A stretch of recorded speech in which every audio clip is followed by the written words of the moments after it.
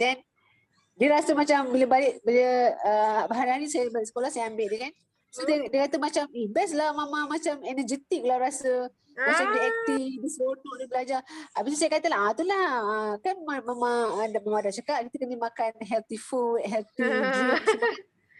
Okay, dia kata nak test, dia kata abang nak test besok hari ni lah tadi kan.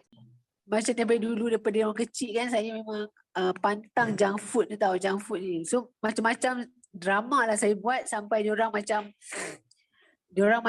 mula tidak makan junk food.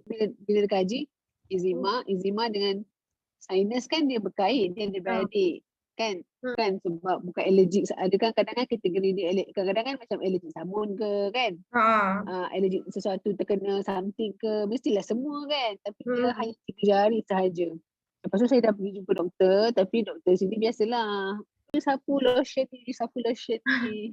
Bila kaji eczema dengan sinus kan dia berkait, dia ada beradik kan. Saya sinus dengan eczema ni baru saya berperasan lah. Jadi saya mungkin lah sebab yelah umur nak masuk 40 dah kan. Jadi mungkin kekurangan nutrisi lah. So dia sekarang lagi rasa macam menyesal ni aku. Sebenarnya dalam kita ingat sihat, sebab dulu mentaliti saya lah, homemade je sihat dulu. Homemade, apa homemade semua sihat. Tapi sebenarnya dalam homemade tu pun sebenarnya ada yang unhealthy sebab ada dia punya bahan ingredients kan. So kita sekarang ni kita ke arah homemade yang healthy lah. Tapi satu cabaran dugaan sangat, saya rasa macam sangat terbatas pergerakan saya. Saya pakai gloves panjang kat rumah nak buat kerja macam ni. Alhamdulillah dah okey dah. Dah okey dah? Cuma tembak pinggan je saya pakai. Alhamdulillah habis ni okey dah. Dah kering lah? Kan, dia kering tau, dia bukan basah. Dia bukan jenis yang basah macam berair kan. Dia bukan jenis berair, dia jenis kering. Banyaklah perubahan sebenarnya. Bagi saya lah banyak perubahan yang okey, perubahan yang dugaan kan. Contohnya macam dulu kan, sebelum kenal Dr. Ju ni, masak ni main buat je. Asalkan presentation tu cantik, presentation makanan tu sedap, potong cantik kan, hiasan dia apa semua. Kata tak nak manis lah, contoh buat kuih, buat kek, tak nak manis, kita kurangkan gula sikit. Okey lah, kira bagus lah tu kurangkan gula kan. Tapi sebenarnya tetap tak bagus kan, tak tahu, maksudnya tak ada ilmu lagi kan.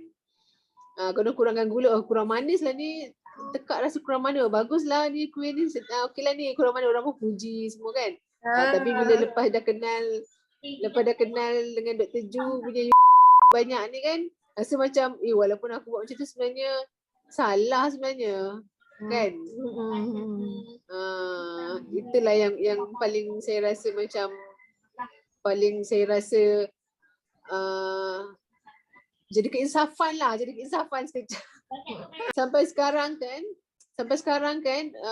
saya tak 100% lah, tak 100% lagi orang kata low carb ke ataupun nak kata makan the real food, nak makan betul-betul yang berdisiplin ni, saya tak lagi lah saya rasa kan. Tetapi saya dah mengurangkan lah, dah kira dah memang nampak lah daripada dulu cara saya masak dengan sekarang cara saya masak. Sampai tahap kan saya buat macam memang kat rumah saya adalah stok gula dulu tu kan. Sampai saya tak sentuh.